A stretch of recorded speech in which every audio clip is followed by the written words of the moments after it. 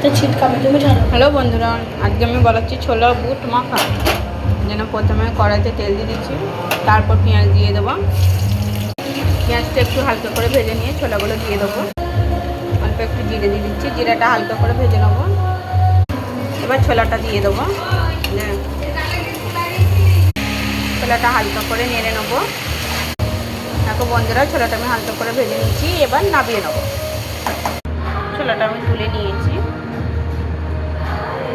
দেখো তেলটা গরম হয়ে গেছে, এরপর একটা একটা করে আলুটা ভেজে নেবো। দেখো আলুটা হালকা ভেজে তুলে নিয়েছি, এরপর আলুটা মেখে নেবো।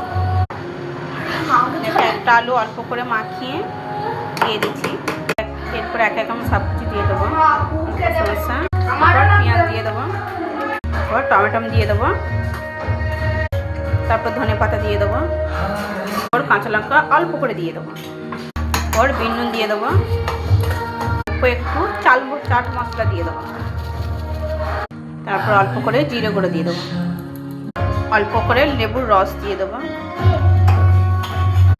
অল্প একটু লঙ্কা গুঁড়ো দিয়ে দেবো, অল্প একটু লঙ্কা গুঁড়ো দিয়ে দেবো, অল্প একটু ধনে গুঁড়ো দিয়ে দেবো,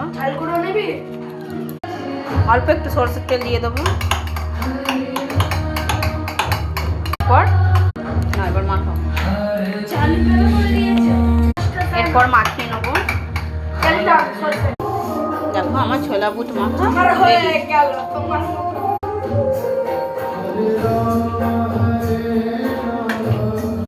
তোমরা একদিন এইভাবে বাড়িতে মাখিয়ে দেখবে, লোভনীয় হলো, দেখতে খুব সুন্দর লাগছে।